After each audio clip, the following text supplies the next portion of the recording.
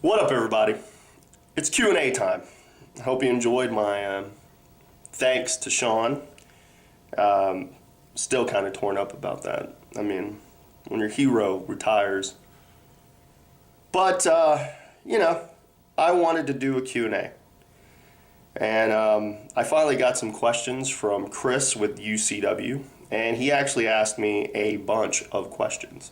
So I'm going to take this time to answer as many as I can. And if I have to come back to it, I will. But he asked me like 14 total. He actually text messaged me. Yes, I have the palm pre. So let's begin.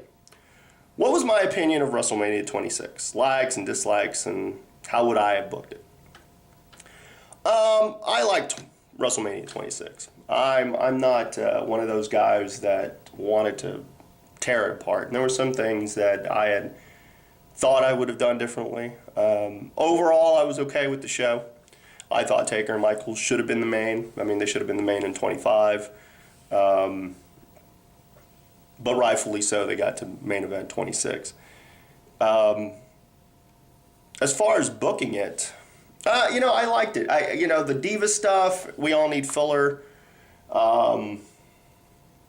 Some people had a problem with it, but I think that's Vicky Guerrero's job, is to get heat. And if people don't like the way she's performing, well, just don't react. And then WWE will kind of take note if they're not reacting, if the fans aren't reacting. But I don't really have a problem with much of it. I probably would have booked it a little differently. No, I would have had Show Miz retain. I think they're a good tag team. I think it keeps their momentum. And I like Big Show and I like Miz. I like what Miz has done over the last year. I think he's improved leaps and bounds, and I think people are finally really getting a chance to see him. And he's starting to get over as far as that crowd starting to respect him, so we'll see. Orton, again, I thought Orton was going to go over. It struck me as odd that they would put a "don't try this at home" and then put the ladder match. I figured do the ladder match first and then say, hey, by the way, kids, don't do any of what you just saw. I thought that was kind of weird, but, they needed time to set up. I didn't think Swagger was going to win. I honestly thought Christian was going to win. I figured the whole thing, especially once Taker and Michaels was announced as the main, that Christian winning would have opened the doors for Edge to win. I wanted Edge to win, only to get taken out by Christian so that it could be a triple threat at the next pay-per-view. So I thought Edge was going to win. Didn't really know about the girls' match, didn't really care, but it's always nice to see girls on a wrestling show. I knew Cena was going to win. I knew Hart was going to win, and I have my issues about that Hart match, but it told a pretty awesome story, and it was good just to kind of wrap up the whole thing. And in a way, it turned the Hart Dynasty face, which was good. And even though I didn't agree with Swagger winning it, we honestly were questioning where the hell was Swagger's push, and then all of a sudden he's the Money in the Bank winner. So there you go. Taker, Michaels. Honestly, from a personal standpoint, I want Michaels to win every match he can. But I just, wow. Taker and Michaels delivered. Honestly, I really liked the show. I always like the show. I try to look at it from a fan perspective, and was I overall enjoying the show? And I did. I thought Cena and Batista pulled off some solid stuff. But it was sloppy. I thought it was really sloppy. But hey, who am I? They have a job, I don't. So again, all in all, it was a fairly decent show. Question 2. Since the demise of IWE, what's next for you? Working with XWO, trying to secure new talent. I'm going to help consult at a show in Victoria in April. I'll probably perform a little bit more as far as in-ring. And then I think starting in May, some of the guys who were doing the IWE show, nothing set in stone, but I think May 15th we're going to start trying to do something further away from Houston, and I'm going to try to get get the band back together, and also get guys that I wouldn't normally get. So if any talent is actually watching this, and just contact me, especially if you're a guy that has worked for me in the past, whether it be Uncut or PCW or CCW or what have you, or IWE or XWO or TASW, hit me up. I'm going to try to figure out who's available on the 15th of May and try to put a good show together. So there you have it. Question 3, would you recommend a developmental show for up-and-comers while having top-tier guys on a show if it was feasible? I would recommend a developmental show, but only in certain circumstances. I think individuality is paramount. That's what really sets some guys apart, like Austin and Rock and a few others. And some guys go through the developmental system, and I think that they are giving guys more of an opportunity. I think a developmental show, if it prepares guys for television, is paramount to the success of any company in the future. By my standards, what is a successful indie show? A successful indie show is a show that makes money. That is a successful indie show. That actually makes a profit. Or, is a place where guys can be creative. I mean, IWE for me, I felt was a great place, but at the same time, it wasn't, what's the word I'm looking for? We just weren't making the money. But I think, when you have, I thought all the pieces were in place. I think you need to have video content. I think you need to have a strong underground following. I think people need and want to feel like they want to come to a show. And I think a show's got to be highly entertaining. It's got to be able to talk to a large audience, from young kids to older people. And I was always told that if in the ring you could tell a story that a 5-year-old could follow, that everyone would enjoy that. And, I kind of believe that. I've seen it firsthand. So, number 5, in my opinion, does TNA have what it takes to compete with the WWE machine? Compete. I don't, just coexist. Don't get bought out. I think that's what TNA needs to focus on. I don't think focusing on trying to beat Vince is going to get you anywhere. Yeah, it might be nice to talk like that, like you're going to beat them. But realistically, do we want one company to rule? I don't think so.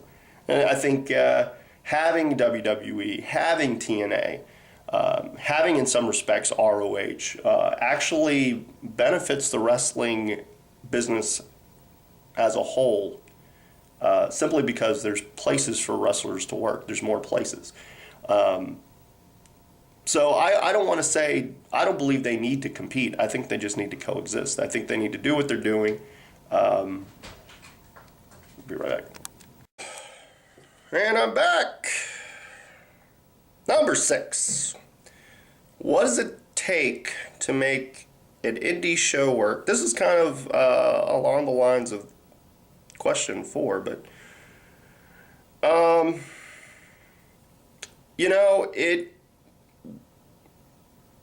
that's I think just a show that people want to come see. Indie shows tend to make an audience feel welcome because it's a smaller, more intimate setting, or make people think that the wrestlers aren't as good as the big time. In some respects, you don't get the same. You don't have the same budget. I mean, the pyrotechnics for a WWE show, say the ones that started WrestleMania 26, probably could fund any indie show for 2 years. I mean, if you really just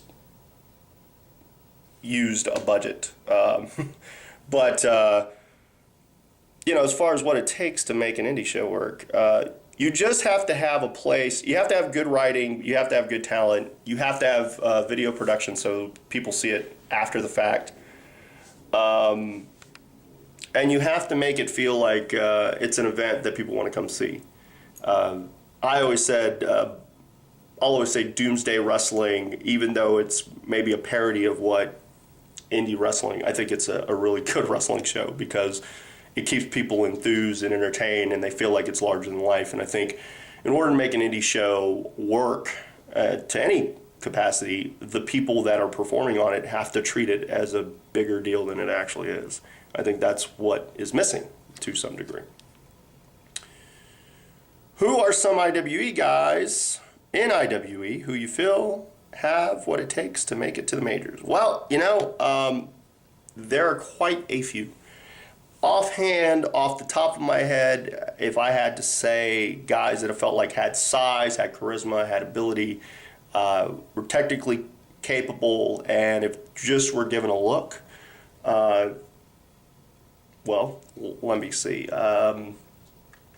Mysterious Q, even though he doesn't talk. I think guy with a mask, big seller. Look at Mysterio.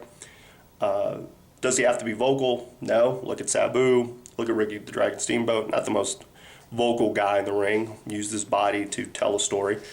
I put Mysterious Q right up there. He's athletic. He's a big guy. 6'2", 6'3", very capable. Another guy that comes to mind, A Sensation, your future presentation.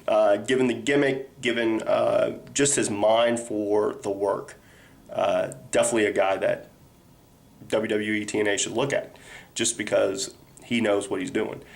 Same thing with Ryan Davidson. Natural charisma, great size, kind of a throwback to what made wrestling great at one point. And I think, you can't teach mic ability, and he's got it. And on top of that, he's got impressive cardio. A guy who's that big and can move. Kelly Kevin, I think, given Kelly's gimmick, given the fact that Kelly can go out there and can work women and make it look believable, and at the same time can work guys and make it look believable, and that Kelly slap is major league. I don't give a damn what anybody says. Tank Bishop, purely size, as far as his strength. Trying to think who else. Nick Daniels, the All Night Thrill. I think he's come a long way as far as his in-ring ability, but I think he's got the look. He's tall. He looks like he would belong in a WWE ring. Same thing with Brett Anthony. I think Brett, if he really wanted to and was motivated, he's got the technical prowess to do it. Cash, he's got size. You cannot teach size. You can't train size. He's got height. Trying to think. Gustavo Mendoza. I think young enough, been in it 3 years, but young enough that if you give him an opportunity, if you honestly gave him an opportunity and gave him a direction, nudged him in the right way, he would do phenomenal with the majors. I think, any guy who went through Booker T's school has the mentality as far as the little things can the psychology, which is important. And again, the little things, you can't teach that stuff. I mean, you can teach that stuff once they have that education. I have more questions, apparently. Do I believe that indie pro wrestling will ever go back to the territories? Not in Texas. Definitely not in Texas. I don't think any... there's so many promotions out there that will try to stop you or prevent you. And there's a couple promotions out there that I think are head and shoulders above as far as what they bring, whether it be a niche market or anything else. But to perform in other places, it's kind of difficult to bring your promotion everywhere. You have to, I always felt like IWE, given an opportunity, given time, could become like ROH. I think ROH is, in a way, a territory. They do their thing. They have a banner. And I think if you created a company that could do that, there you go. Would I explain the job of a booker? Ooh, job of a booker.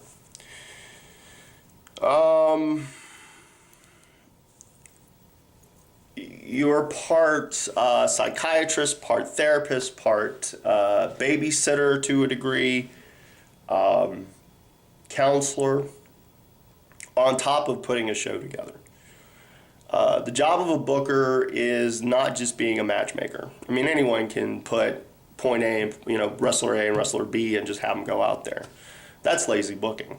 I think being able to tell a story within the show from start to finish and kind of having a cliffhanger so people want to come to the next show. Hyping up enough throughout the show. And I mean, it takes a lot if you're one guy booking a show and you don't have a host of writers. But it's also listening to the talent. You have to listen to the talent. I mean, there's so much that goes into booking that I don't think people really fully understand. You have to have a true passion for it and not just be looking to collect a paycheck. You have to want to make the shows better, more than just being about you. You have to make it about everyone. And more importantly, you have to make it about the fans. I think that's the real job of a booker is trying to figure out what the fans want at the same time giving them your vision. Please explain the importance of having a good ref for matches. Paramount, a great ref. There are few and far between. Not a lot of guys want to be refs, especially on the indies. The ones that do always aspire to want to be wrestlers. So when you find a ref that just wants to be a ref, or a worker who likes being a ref. I mean, if they know what's inside the minds of a wrestler, but it's important. More so because the ref can actually gauge the crowd, can hear the crowd more so than the talent, because I find a lot of times talent just is more concerned about the show or about their match. They're not so much concerned about the fans or what's working, what's not working. That's where a ref comes in. It's also good when you're trying to communicate with another wrestler to have a ref who can help you along those lines as far as giving them what you're trying to tell. If you're trying to tell them what's coming next, or let's get here, let's go there, let's get in this position, let's get in that position. A ref is paramount. It always in a singles match, it's three people. It's the two guys wrestling and it's the ref. The ref is just as important. We're about to wrap this up. What do I feel is missing from wrestling today as opposed to when I broke into the business? In a lot of respects, I feel the camaraderie is gone. I don't nearly hang out with the guys as much as I used to, and it's really not the same for me. When I broke in, all I wanted to do was wrestle. I really wasn't concerned with anything else. Another thing missing, and I hate to say it, is female attendance. Call them rats, I call them benefans, call them whatever you will.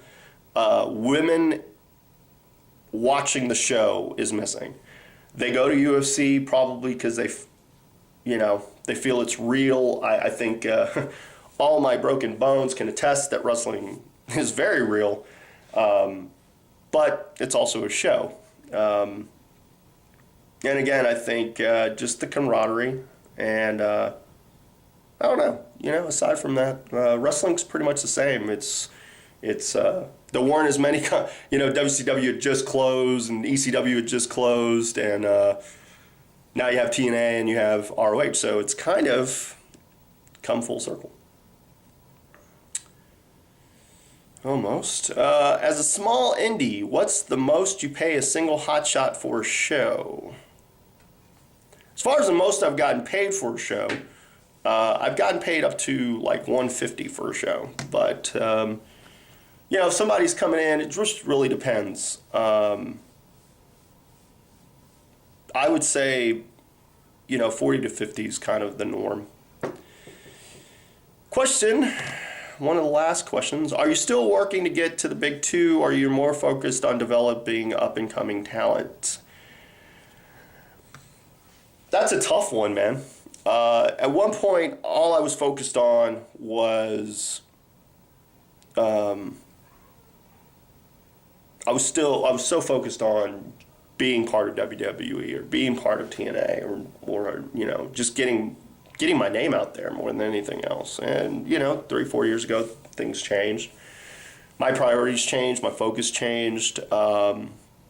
I just don't know. I have a beard and long hair, and it's jet black. So CM Punk and I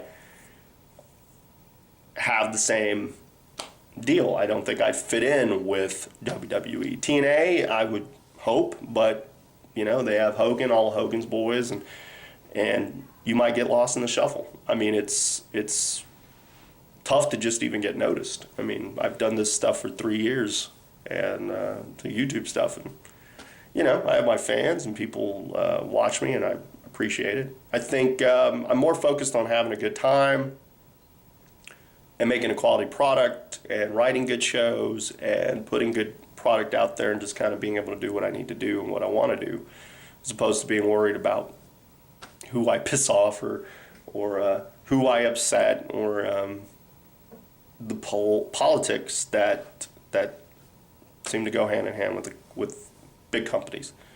But more, they go hand in hand with every company. So there you go. Do I think I will know when it's time to hang it up? I've gone back and forth with this. My 10-year is fastly approaching. And I think when I do that video, I'll talk a little more in-depthly about my future as far as within the wrestling business. I think every performer knows when it's going to be time. They just avoid it. They just ignore it. And I don't want to be one of those. I want to continue to have fun with it and continue to entertain. When I become somebody that's not entertaining and I'm not having fun with it. I had fun last time I was out there, which was at XWO. I enjoy putting shows together, so as long as I'm still having fun with it. But the day that I don't want to do it, I truly don't want to do it, when I go out there and I want to do it, then I'll know. So, but that day hasn't come. So there was Q&A with me. Yes, it was quite lengthy, but that's what you get when you do a Q&A. So if you have any other questions, hit me up on MySpace, Facebook, hit me up on this video. If you have my phone number, you can text me. If you have my email, you can email me. Just feel free to send me stuff. My next video probably will talk about my 3 years in the YouTube universe, what I've seen. And so be on the lookout for that. And as always, stay cool, stay sexy, stay classy. But you are, especially if you have a Palm Pre. No, really, when you're in the Lucha Lounge. Later.